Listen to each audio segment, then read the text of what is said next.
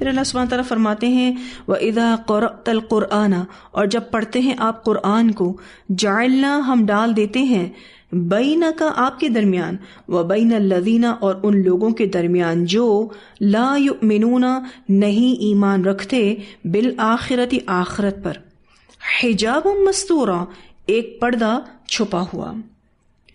اب یہاں اس آیت میں اللہ سبحانہ تعالیٰ فرماتے ہیں کہ جو ماننے والے ہیں اور جو نہ ماننے والے ہیں ان کے درمیان پردہ حائل ہو جاتا ہے، اور یہ پردہ عداوت کا، نفرت کا اور ضد کا ہے، اور یہ نتیجہ ہے آخرت پر ایمان نہ لانے کا، کیونکہ آپ دیکھیے یہاں پر کیا لکھا ہوا ہے، الذین لا یؤمنون بالآخرۃ، جو نہیں ایمان رکھتے آخرت پر، ان کے ساتھ یہ معاملہ ہوتا ہے۔ آخرت پر ایمان نہ لانے کا نتیجہ یہ ہے کہ ان کو حجاب مستورہ دے دیا جاتا ہے، ایک پردہ چھپا ہوا، یعنی مشرکوں کے دلوں پر پردہ ہے۔ اور یہ جو مستورہ کا لفظ آیا ہے نا، اس کا ایک معنی یہ کیا گیا ہے کہ ان کے یعنی مشرکین کے اور ہدایت کے درمیان حجاب ہے، یعنی حجاب مستورہ بمعنی مانع اور حائل ہونے کے ہے،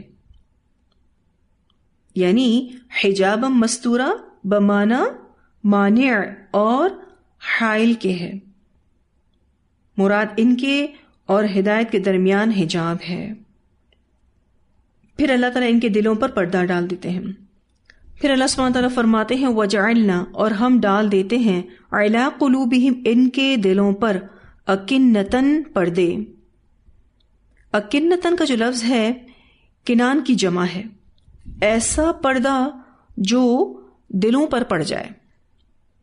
اکنہ ایسے پردے یا آڑ یا اوٹ کو کہتے ہیں جس کی موجودگی میں کوئی چیز آگے نہ جا سکے یا اندر داخل نہ ہو سکے۔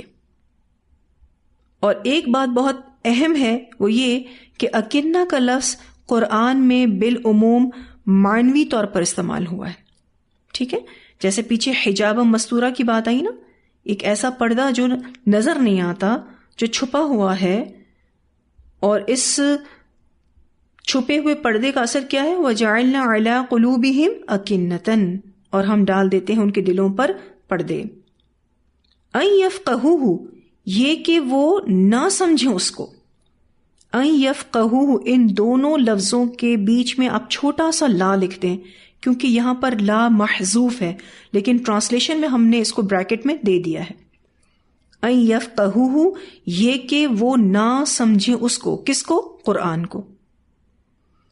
یعنی یہ اعراض اور غفلت کا پردہ ہے۔ اس پردے کی وجہ سے ہوتا کیا ہے کہ ان کی عقل بیکار ہو جاتی ہے، ان کا دل سوچنے اور سمجھنے سے عاری ہو جاتا ہے۔ اور اس کا دوسرا اثر کیا ہے؟ وفی آذانہم، اور ان کے کانوں میں وقرن، بوجھ ہوتا ہے۔ وقرن کا جو لفظ ہے واو قوف را سے ہے۔ کانوں میں ایسا ثقل یا ڈانٹ جو قرآن سننے کے معنی ہو، مطلب یہ ہے کہ ان کے دل قرآن کے سمجھنے سے قاصر اور کان قرآن سن کر ہدایت قبول کرنے سے عاجز ہیں۔ وفی آذانہم وقرا، اور ان کے کانوں میں بوجھ ہوتا ہے۔ اب آپ دیکھیے تو اس آیت میں، جو کہ آیت نمبر 45 اور 46 ہم پڑھ رہے ہیں، اس کو ایک ساتھ سمجھنے کی ضرورت ہے، کیونکہ آپ دیکھیے حجاب مستورہ پر جہاں آیت ختم ہو رہی ہے، اس آیت کے نشان پر چھوٹا سا لا بنا ہوا ہے، یعنی بات ابھی چل رہی ہے۔ اس حجاب مستورہ کو اللہ تعالیٰ مزید آگے واضح کر رہے ہیں۔ پہلی بات تو یہ ہے کہ جو ماننے والے ہیں اور جو نہ ماننے والے ہیں ان کے درمیان یہ پردہ حائل ہو جاتا ہے۔ پھر ہوتا یہ ہے کہ ان کو کوئی بات سمجھ نہیں آتی۔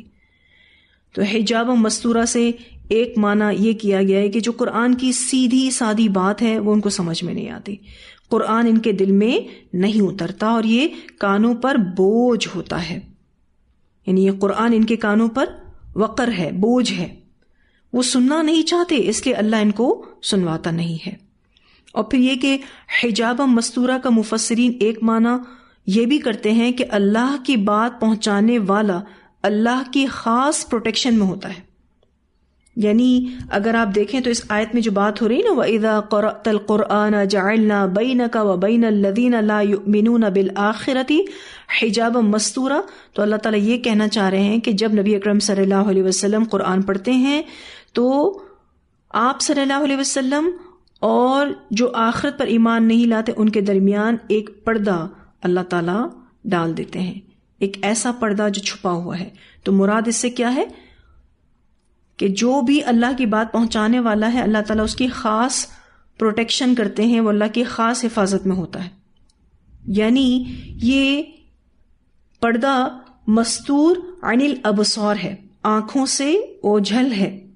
یعنی نبی اکرم صلی اللہ علیہ وسلم اور ان نام ماننے والوں کے درمیان جو ایک پروٹیکشن شیلڈ ہے وہ ان کو نظر نہیں آتی. اس کی مثال آپ کے سامنے ہجرت کا موقع ہے. نبی اکرم صلی اللہ علیہ وسلم کے گھر کا محاصرہ کیا گیا تھا، لیکن اللہ تعالیٰ نے آپ صلی اللہ علیہ وسلم کی حفاظت کی. آپ صلی اللہ علیہ وسلم اپنے بستر پر حضرت علی کو سلا کر ان مشرکین کے سامنے سے نکل کر گئے ہیں، لیکن یہ مشرکین آپ کو دیکھ نہ سکے. پھر اسی طرح سے ابو لہب کی بیوی ام جمیل والا واقعہ بھی بڑا ہی مشہور ہے.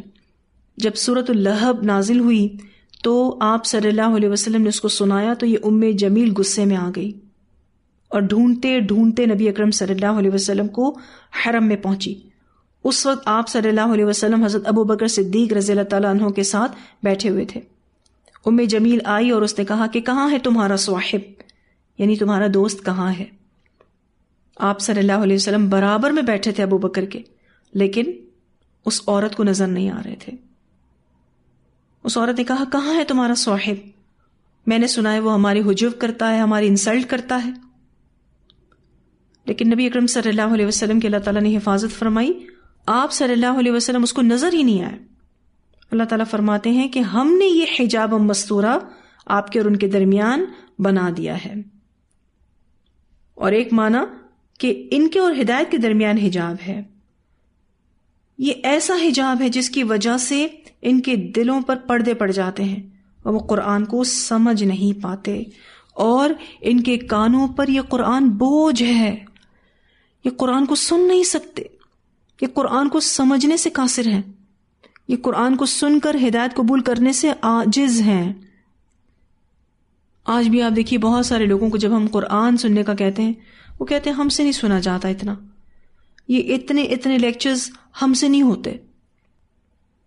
تو یہ بہت ہی زیادہ ڈرانے والی بات ہے کہ قرآن میں دل نہیں لگ رہا، قرآن سننے کا دل نہیں چاہ رہا. اللہ تعالیٰ ہمیں اس سے محفوظ رکھے. وہ جو دعا ہے نا کہ اللہ تعالیٰ تو قرآن کو میرے دل کی بہار بنا دے. بہار کا موسم کتنا پیارا ہوتا ہے نا، تو قرآن کا سننا بھی اتنا ہی پیارا ہوتا ہے. اہل ایمان تو جب جب قرآن کو سنتے ہیں ان کے دل باغ باغ ہو جاتے ہیں، ان کے ایمان میں اضافہ ہوتا ہے، ان کا عمل بڑھتا ہے. سورہ حامیم السجدہ کی آیت نمبر 5 میں اللہ تعالیٰ فرماتے ہیں ایسے ہی لوگوں کا ذکر جن کے دلوں پر قرآن بوجھ ہے. اللہ تعالیٰ فرماتے ہیں وَقَالُوا قُلُوبُنَا فِي أَكِنَّةٍ مِّمَّا تَدْعُونَا إِلَيْهِ وَفِي آذَانِنَا وَقْرٌ وَمِن بَيْنِنَا وَبَيْنِكَ حِجَابٌ فَاعْمَلْ إِنَّنَا عَامِلُونَ. اور انہوں نے کہا جس طرف تو ہمیں بلاتا ہے اس سے ہمارے دل پردوں میں ہیں اور وہ ہمارے کانوں میں ڈانٹ ہیں، یعنی بوجھ ہے، اور ہمارے اور تمہارے درمیان ایک پردہ ہے، لہٰذا تو اپنا کام کر، بلا شبہ ہم اپنا کام کرنے والے ہیں. پھر اللہ تعالیٰ فرماتے ہیں وَإِذَا ذَكَرْتَ رَبَّكَ، اور جب آپ ذکر کرتے ہیں اپنے رب کا، فی القرآن، قرآن میں، وحدہ، اکیلے اسی کا، یعنی آپ جب توحید کا بیان کرتے ہیں، وَلَّوْا، وہ مڑ جاتے ہیں، عَلَىٰ أَدْبَارِهِمْ، اپنی پیٹھوں پر، نفورا، نفرت میں. اب یہ جو کراہت محسوس کرتے تھے مشرکین توحید کے بیان سے، اس کا ذکر ہو رہا ہے. توحید کا بیان ان کو پسند ہی نہیں. غیر اللہ کی محبت دل میں اتنی بس گئی ہے کہ ایک اللہ کا ذکر اچھا نہیں لگتا. تو یہ جو کراہت کی وجہ ہے نا وہ بتائی گئی ہے. وَإِذَا ذَكَرْتَ رَبَّكَ فِي الْقُرْآنِ وَحْدَهُ، تو ان کا ایٹیٹیوڈ کیا ہے؟ وَلَّوْا عَلَىٰ أَدْبَارِهِمْ نُفُورًا، نحن اعلم، ہم زیادہ جانتے ہیں، بما ساتھ اس کے، جو کچھ، یستمعون وہ غور سے سنتے ہیں، بھی ساتھ اس کے، اذ جب، یستمعون الیک وہ سنتے ہیں آپ کی طرف، وَإِذْ هُمْ اور جب وہ نجوا سرگوشیاں کرتے ہیں۔ نجوا کو جو لفظ ہے نون جیم واو سے ہے، نجات کا لفظ بھی اسی سے ہی ہے، کسی چیز کا الگ ہونا، اور جب ہم سرگوشی کرتے ہیں تو ہمیں باقی لوگوں سے الگ ہونا پڑتا ہے، نجات حاصل کرنی پڑتی ہے۔ تو اللہ تعالیٰ فرماتے ہیں وَإِذْ هُمْ نَجْوَىٰ اور جب وہ سرگوشیاں کرتے ہیں، اِذْ يَقُولُ الظَّالِمُونَ جب کہتے ہیں ظالم لوگ، ان تتبعون نہیں تم پیروی کرتے، الا مگر رجلا مسحورا ایک شخص کی سحر زدہ۔ مسحورا مراد ایسا شخص جس پر جادو کیا گیا ہے، بیمار شخص کو بھی کہتے ہیں اور ذہنی مریض کو بھی کہتے ہیں۔ یہ کہتے تھے تم نہیں پیروی کرتے مگر ایک شخص کی جس پر جادو کیا گیا ہے، یعنی یہ نبی اکرم صلی اللہ علیہ وسلم کو مسحورا کہتے تھے۔ اب یہاں اس آیت میں اللہ تعالیٰ بتاتے ہیں کہ ہم جانتے ہیں ساتھ اس کے جو کچھ وہ غور سے سنتے ہیں۔ کون؟ مشرکین۔ ساتھ اس کے یعنی اس قرآن کے ساتھ۔ اور یہ جو یستمعون بہ کے الفاظ ہیں اس کا معنی ہوتا ہے کان لگا کر سننا، غور سے سننا۔ مشرکین کس غرض سے آپ صلی اللہ علیہ وسلم کا قرآن سنتے ہیں اللہ خوب جانتا ہے۔ یہ لوگ پہلے تو قرآن سننا ہی نہیں چاہتے تھے، اگر سنتے تو نیت صاف نہیں تھی، اور پھر یہ کہ یہ سرگوشیاں کرتے تھے، یہ ظالم لوگ سرگوشیاں کرتے تھے، کہتے تھے کہ نہیں تم پیروی کرتے مگر ایک سحر زدہ شخص کی۔ آپ صلی اللہ علیہ وسلم کو شاعر اور مجنون کہتے تھے، اور یہاں تو وہ مسحور کہہ رہے ہیں، یعنی آپ صلی اللہ علیہ وسلم پر جادو ہو گیا ہے۔ ان کو ایکچولی قرآن کی باتیں نا سمجھی پر لگتی تھی، تو اللہ تعالیٰ فرماتے ہیں کہ یہ آپ صلی اللہ علیہ وسلم کی بات کس غرض سے سنتے ہیں اللہ کو سب پتا ہے۔ اچھا، بعض دفعہ ایسا بھی ہوتا تھا کہ نبی اکرم صلی اللہ علیہ وسلم کی مجلس میں آ کر بیٹھتے تھے، کون؟ یہ مشرکین، ٹھیک ہے، یہ مشرکین آ کر آپ صلی اللہ علیہ وسلم کی مجلس میں بیٹھتے تھے اور وہ یہ شو کرتے تھے کہ بہت غور سے سن رہے ہیں، یعنی ایسا پریٹینڈ کرتے تھے، اور پھر باہر جا کر کہتے تھے کہ ہمیں تو کچھ سمجھ میں نہیں آیا، تم لوگ تو بس ایک سحر زدہ انسان کی پیروی کر رہے ہو۔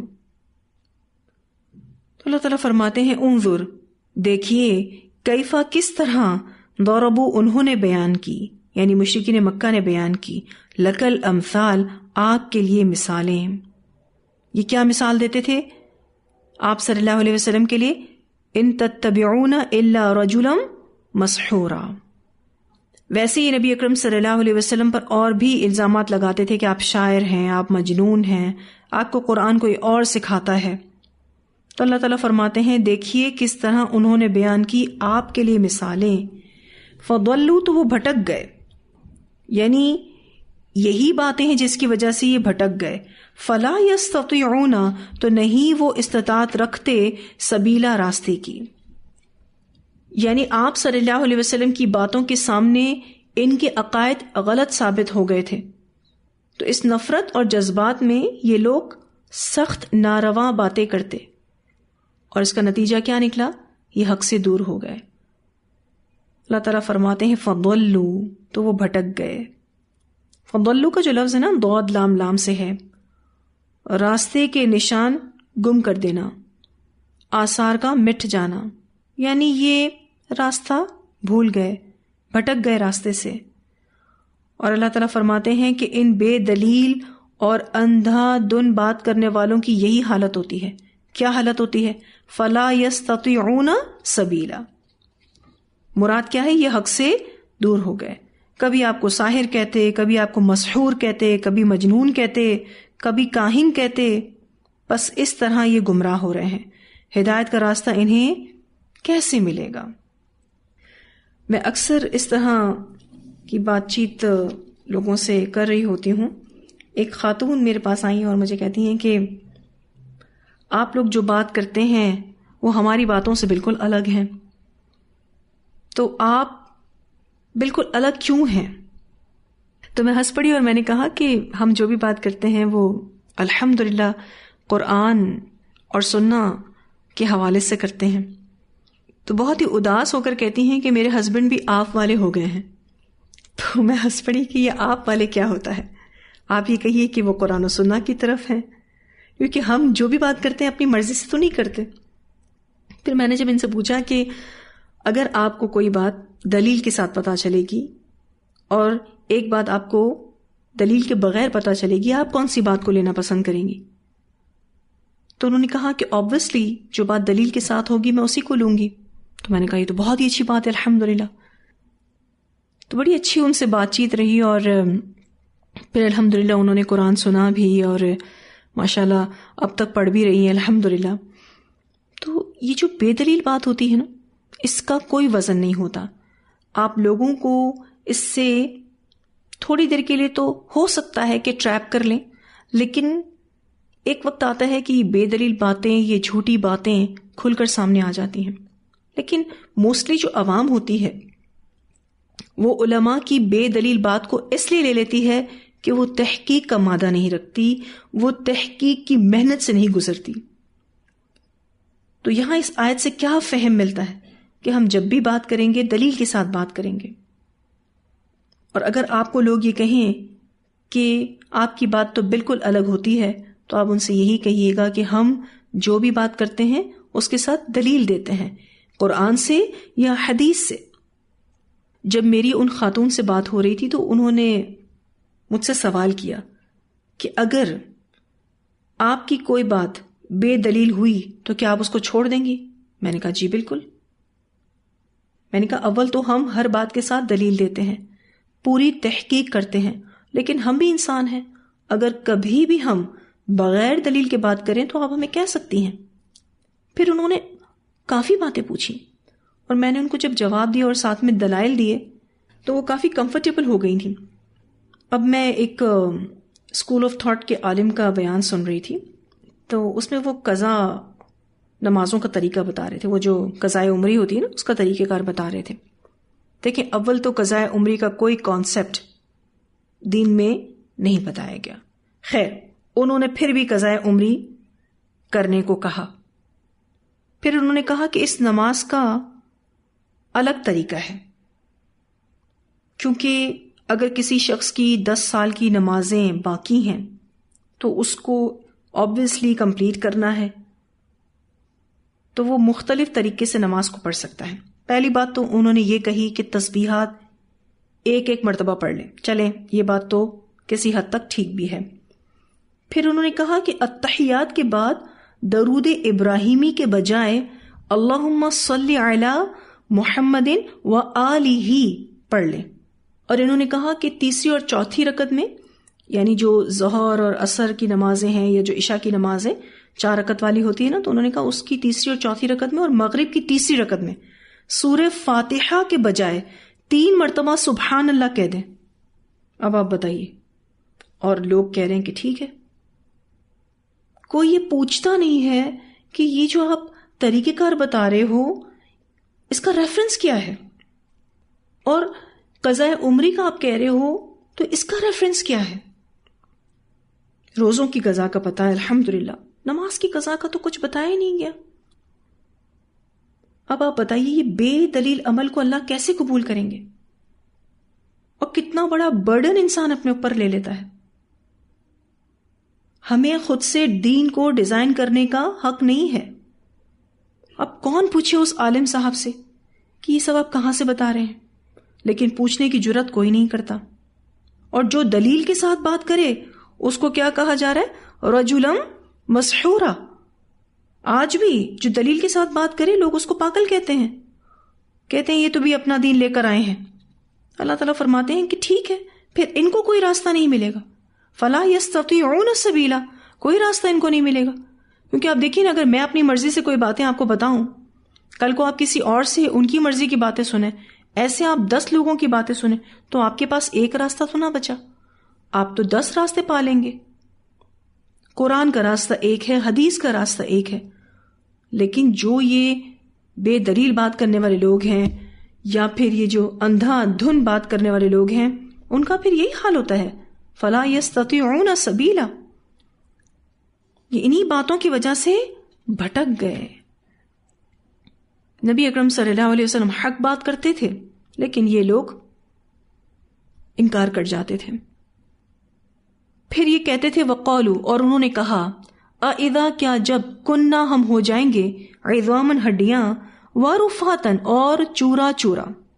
رفاتن کا جو لفظ ہے رافاتا سے ہے، گلی ہوئی چیز کو کہتے ہیں جو غبار بن جائے اور بکھر جائے. ٹھیک ہے، آپ نے دیکھا ہوگا کہ ہڈیاں جب گل جاتی ہیں بہت زیادہ تو آپ 2 انگلیوں کے بیچ میں ان کو مسلیں تو وہ پاؤڈر فارم میں آ جاتی ہیں اور پھر وہ پاؤڈر غبار بن جاتا ہے اور بکھر جاتا ہے. تو یہ مشرکین مکہ کہتے تھے کہ کیا جب ہم ہو جائیں گے ہڈیاں اور چورا چورا، ریزہ ریزہ، انا، کیا بے شک ہم، لمبعوثون، البتہ دوبارہ اٹھائے جائیں گے، خلقا جدیدہ، ایک نئی پیدائش میں. یہ نبی کیسا نبی ہے؟ کہتا ہے کہ اس مرنے کے بعد دوبارہ جی اٹھنا ہے. یہ کیسے پاسبل ہے؟ جب ہم ہڈیاں ہو جائیں گے، ہمارا سارا گوشت ختم ہو جائے گا، ہم ریزہ ریزہ ہو جائیں گے، ہم بالکل مٹی ہو جائیں گے، کیسے ہم دوبارہ اٹھائے جائیں گے، اور وہ بھی ایک نئی پیدائش میں؟ قل، کہہ دیجئے. اب نبی اکرم صلی اللہ علیہ وسلم کے ذریعے ان کو جواب دیا جا رہا ہے، کونو، ہو جاؤ، حجارتن، پتھر، او حدیدہ، یا لوہا، او یا خلقن، کوئی اور مخلوق، مما، اس میں سے جو یکبرو، بڑی ہوتی ہے، فی صدورکم، تمہارے سینوں میں، یعنی تمہارے دلوں میں. اللہ تعالیٰ کہتے ہیں کہ تم پتھر بن جاؤ یا تم لوہا بن جاؤ یا کوئی اور بڑی مخلوق بن جاؤ جس کو تمہارے سینوں میں یہ بات ہو، جس کو تمہارے دلوں میں یہ بات ہو کہ وہ زندہ نہیں کی جا سکتی، تب بھی ہم تمہیں زندہ کر لیں گے. دیکھیں، مٹی میں تو زندگی کے آثار ہوتے ہیں نا، اس میں آپ پانی ڈالیں تو وہ پھولنے لگتی ہے اور بیج ڈالیں تو پیداوار ہوتی ہے. لیکن پتھر ایسا نہیں ہے، لوہا ایسا نہیں ہے. یہ چیزیں بوسیدہ ہڈیوں سے زیادہ سخت ہیں. اللہ تعالیٰ کہتے ہیں کہ تمہیں ان ہڈیوں کے بارے میں کنفیوژن ہے، تم اگر پتھر کے بھی بن جاؤ گے، تم لوہے کے بھی بن جاؤ گے، یا کوئی ایسی مخلوق بھی تم بن جاؤ جو تمہارے سینوں میں، تمہارے دلوں میں بڑی ہے، جس کو تمہارا دل بڑی مخلوق مانتا ہے، اور تم یہ کہتے ہو کہ اس کو زندہ نہیں کیا جا سکتا، تو ہم تو اس کو بھی زندہ کر لیں گے. مجاہد کہتے ہیں کہ یہ جو اللہ تعالیٰ فرماتے ہیں او خلقن مما یکبر فی صدورکم، یا کوئی اور چیز جو تمہارے سینوں میں یعنی دلوں میں پتھر اور لوہے سے بھی بڑی سخت ہو، تو وہ کہتے ہیں اس سے مراد آسمان، زمین اور پہاڑ ہیں. یعنی تم آسمان بن جاؤ، تم زمین بن جاؤ، یا تم پہاڑ بن جاؤ، اللہ تعالیٰ ان کو بھی دوبارہ پیدا کرنے پر قادر ہے. اب جیسے ہی تم ان کو کہو گے کہ پتھر بن جاؤ، لوہا بن جاؤ، یا کوئی اور بڑی مخلوق بن جاؤ، فَسَيَقُولُونَ، پس ان قریب وہ کہیں گے، مَن يُعِيدُنَا، کون لوٹائے گا ہم کو؟ فوراً سے سوال کریں گے، پھر ہمیں کون لوٹائے گا؟ تو ان کو جواب دیا گیا، قُلِ الَّذِي، کہہ دیجئے کہ وہ جس نے، فَطَرَكُمْ، پیدا کیا تم کو، اول مرتن، پہلی بار. آپ ان سے کہہ دیجئے کہ وہ جس نے تم کو پہلی بار پیدا کیا ہے نا، وہی تمہارا اعادہ کرے گا. فَسَيُنْغِضُونَ، پس انقریب وہ ہلائیں گے، الیک، آپ کی طرف، رؤوسہم، اپنے سروں کو. فَسَيُنْغِضُونَ کا جو لفظ ہے نون غین ضاد سے ہے، نیچے سے اوپر یا اوپر سے نیچے حرکت دینے کا معنی اس لفظ میں آتا ہے. اس پورے ٹیکسٹ کا جو یہاں بیان ہوا ہے فَسَيُنْغِضُونَ إِلَيْكَ رُؤُوسَهُمْ، معنی یہ ہے کہ معنی خیز انداز میں سر کو اوپر نیچے کرنا. یہ لوگ معنی خیز انداز میں استہزاء اڑانے میں سر ہلا کر کہیں گے، کیا کہیں گے؟ وَيَقُولُونَ، اور وہ کہیں گے، مَتَاهُ، کب ہے وہ؟ وہ اس کے واقع ہونے کو ناممکن سمجھتے تھے، اس لیے یہ کہتے تھے وَيَقُولُونَ مَتَاهُ۔ اچھا، یہ جو قیامت جس کے آنے کا تم کہتے ہو کہ جی دوبارہ جی اٹھنا ہے، تو یہ آئے گی کب؟ اب اس کا جواب دیا جا رہا ہے، قل کہہ دیجیے، عسیٰ امید ہے، ان یہ کہ یکونا وہ ہو قریباً قریب ہی۔ ان کو یہ جواب دیا گیا کہ امید ہے یہ کہ وہ قریب ہی ہو، یعنی یہ قیامت قریب ہے، جس کو تم ناممکن سمجھتے ہو یا دور سمجھتے ہو وہ تو بہت ہی قریب ہو سکتی ہے۔ یوم یدعوکم، جس دن وہ یعنی اللہ پکارے گا تم کو، اور یہاں پر دن سے مراد قیامت کا دن ہے۔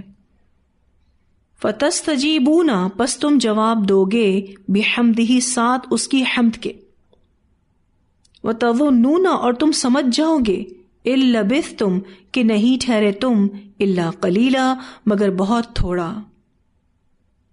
یعنی تم دنیا میں بہت کم مدت رہے۔ یہاں اس آیت میں یہ بات کی جا رہی ہے کہ اللہ تعالیٰ جب کل قیامت کے دن تمہیں اٹھائے گا تو تم اس کو جواب لازمی دو گے۔ مطلب یہاں پر یہ ہے کہ قبروں سے زندہ کر کے اللہ تعالیٰ اپنی بارگاہ میں حاضر کرے گا تو تم اس کی حمد کرتے ہوئے اس کے حکم کو پورا کرو گے،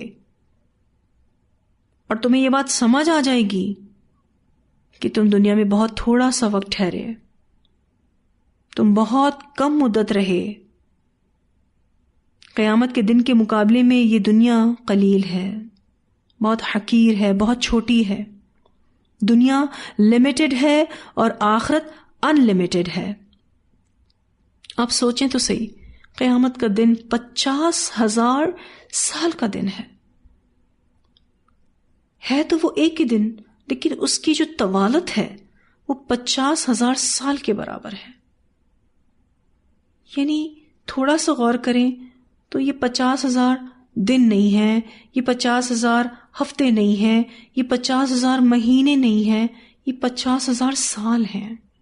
آپ امیجن تو کریں، سوچیں ذرا، یہ دن اتنا طویل دن ہوگا کہ جس کو جہنم میں جانے کا پتہ چل جائے گا نا کہ میں جہنم میں جاؤں گا، تو وہ بھی اللہ تعالیٰ کو کہے گا، اللہ تعالیٰ آپ اس دن کو ختم کر دیں اور مجھے جہنم میں ڈال دیں۔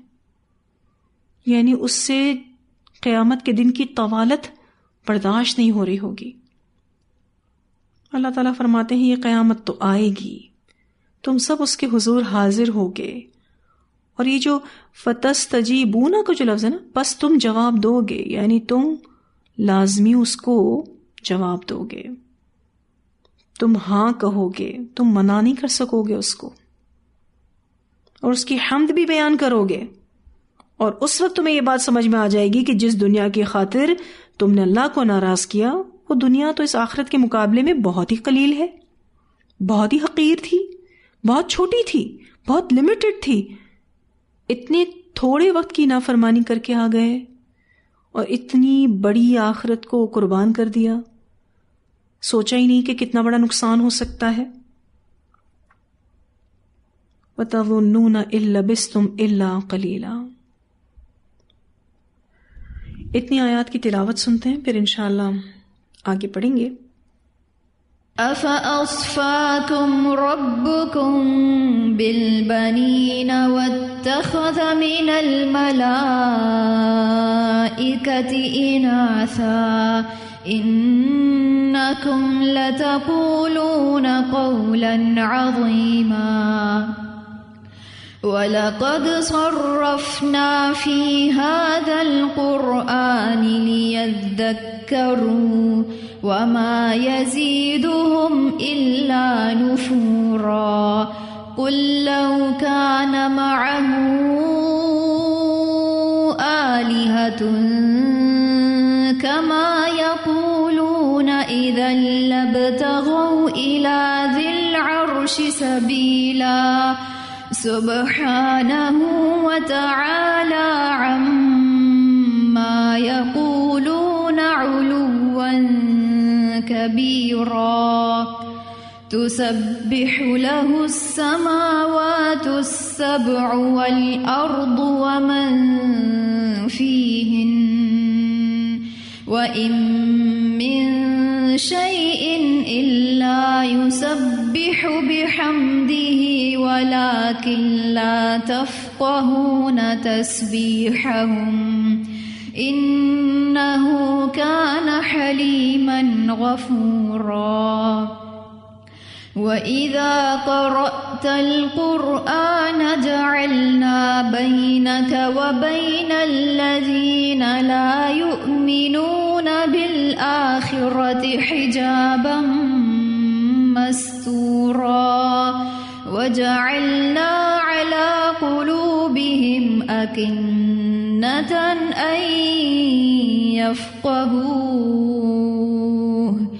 أَن يفقهوه وفي آذانهم وقرا وإذا ذكرت ربك في القرآن وحده ولوا على أدبارهم نفورا نحن أعلم بما يستمعون به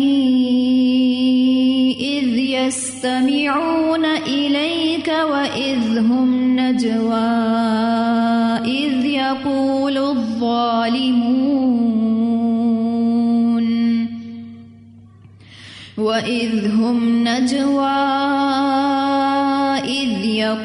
الظالمون إن تتبعون إلا رجلا مسحورا انظر كيف ضربوا لك الأمثال فضلوا فلا يستطيعون سبيلا وقالوا أإذا كنا عظاما ورفاتا أإنا لمبعوثون خلقا جديدا قل كونوا حجارة أو حديدا أو خلقا مما يكبر في صدوركم فسيقولون من يعيدنا قل الذي فطركم أول مرة فسينغضون إليك رؤوسهم ويقولون متاه قل عسى أن يكون قريبا يوم يدعوكم فتستجيبون بحمده وتظنون إن لبثتم إلا قليلا. یہ جو لاسٹ میں ہم نے آیت پڑھی، جس دن وہ اللہ پکارے گا تم کو پس تم جواب دو گے ساتھ اس کی حمد کے، اور تم سمجھ جاؤ گے کہ نہیں ٹھہرے تم مگر بہت تھوڑا. یعنی کل قیامت کے دن سب حجابات اٹھ جائیں گے اور ہر انسان یہ دیکھ رہا ہوگا کہ قادر مطلق تو صرف اللہ کی ذات ہے، اور اللہ کی پکار پر ہر انسان لبیک کہے گا، اس کی تعریف کرے گا، اور اس کو یہ دنیا کی زندگی بس ایک خواب ہی معلوم ہوگی. اچھا، جب کفار اٹھیں گے تو وہ حمد کی توفیق نہیں پائیں گے. ٹھیک ہے، مومن قیامت کے دن اسی طرح قبروں سے اٹھیں گے جیسے وہ روز بستروں سے اٹھتے ہیں اور اللہ کی حمد و ثنا کرتے ہیں. جب آپ صبح اٹھتے ہیں اور صبح اٹھنے کی دعا پڑھتے ہیں تو اس میں بھی اللہ تعالیٰ کی تعریف ہے. تو بالکل اسی طرح سے مومن کل قیامت کے دن اپنی قبروں سے اٹھیں گے تو اللہ تعالیٰ کی حمد کریں گے. لیکن کفار جب اٹھیں گے تو وہ حمد کی توفیق نہیں پائیں گے. تو پھر سے اس آیت میں ہمیں کیا میسج مل رہا ہے؟ اللہ تعالیٰ کی تعریف کرتے رہنا ہے، اس کا ذکر کرتے رہنا ہے کہ جب ہم اس دنیا سے جائیں تب بھی ہماری زبان پر اللہ کا ذکر ہو، اور جب ہم کل قیامت کے دن اٹھیں تو اللہ تعالیٰ کی حمد و ثنا کے ساتھ اٹھیں انشاءاللہ تعالیٰ.